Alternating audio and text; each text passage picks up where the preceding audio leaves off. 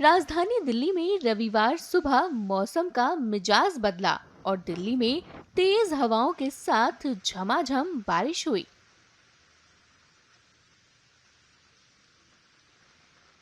इससे एक तरफ जहां भीषण गर्मी से लोगों को राहत मिली, वहीं दिल्ली में चली तेज हवा आंधी की वजह से दिल्ली के कई इलाकों में पेड़ गिर गए।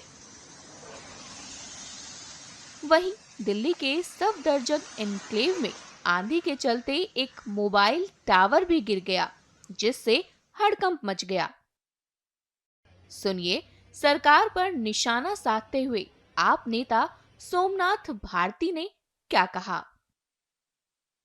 दुखद है इस प्रकार की घटना घटी है, लेकिन सुखद ये है कि मोबाइल टावर उस दिशा में नहीं गिरा जहां लोग रहते हैं। मैडम कपूर यहाँ खड़ी हैं, इनका घर इसके जस्ट पीछे है।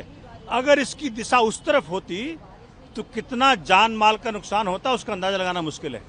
अगर ये दिन में हुआ होता तो कितने लोगों की मौतें होती इसका अंदाजा लगाना मुश्किल है। ये मोबाइल टावर सब नियम कानून के विरोध में लगा। रेजिडेंट्स यहाँ पे लगातार कहते रहे, सबसे मिलते रहे, सबसे मिन्नतें करते रहे। मैं इनके साथ गया, एमसीडी से आके मिला, लेकिन वो नहीं माने और यहीं पे सबके इच्छा के विरोध में मोबाइल टावर खड़ा कर दिया।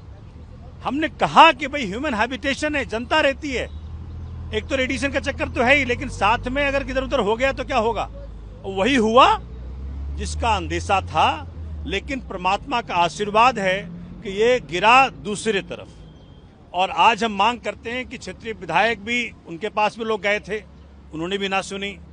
जो एमसीडी के लोग थे उन्होंने भी ना सुनी, पुलिस ने भी ना सुनी।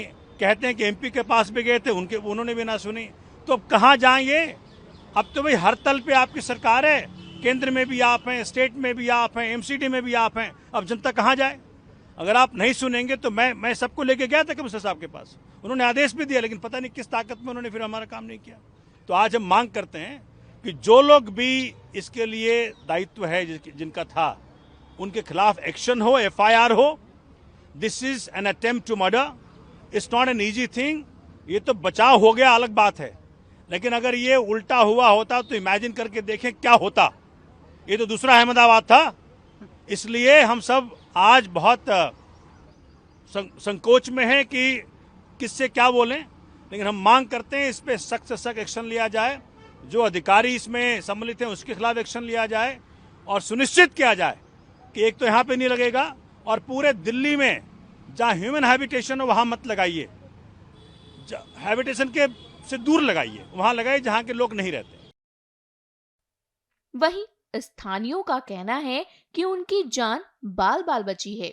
सुनिए उन लोगों ने क्या कहा।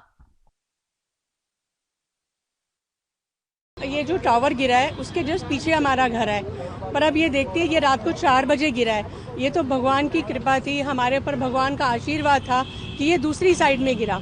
अगर ये उस तरफ गिरा होता, सोचो मैं, मेरे बच्चे, मेरी फैमिली सोए हुए थे, तो क्या होता, कुछ भी हो सकता था। तो इसलिए हम तो ये सरकार से प्रार्थना करते हैं। पहले भी हमने बहुत अपोज किया, लेकिन किसी ने हमारी नहीं सुनी। तो अब यही है कि इसको यहाँ से हटाया जाए। हम तो कहते हैं यहाँ पे लेटा है तो लेटा ही रहने दो, कि यहाँ पे अब सबका रास्ता बंद हो, जब तक पता चले। आगे जब ऊपर जाके जब सब कंप्लेंट करेंगे तभी सरकार को पता चलेगा कि इतना करने। ये नाला है, नाले के ऊपर बना है। झूठ बोलकर बोला कि यहाँ पर लाइट लग रही है, पर वो तो भगवान हमारे साथ थे।